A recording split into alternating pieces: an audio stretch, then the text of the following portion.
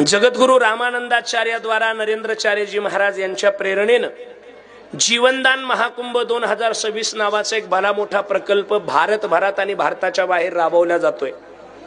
4 जानेवारी ते 18 जानेवारीच्या काळामध्ये महाराष्ट्रींच्या माध्यमातून रक्तदान शिबिराचं आयोजन करण्यात आलेलं आहे।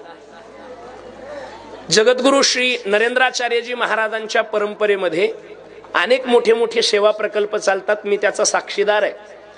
धर्माच्या बळकटीसाठी पूजनीय महाराजांचं कार्य खूप मोठं आहे, आपण कल्पना सुद्धा करू शकत नाही। जगामध्ये भारतामध्ये सर्वाधिक जास्त देहदानाचे फॉर्म हे महाराजांच्या शिष्य परिवारातून भरले गेलेले आहेत। रस्त्यावर चालणाऱ्या ॲम्ब्युलन्स सर्वाधिक जास्त आध्यात्मिक सेवा प्रकल्पाचे कुठले असतील तर त्या जगद्गुरु रामानंदाचार्याद्वारा अनंत विभूषित नरेंद्राचार्यजी महाराजांचे।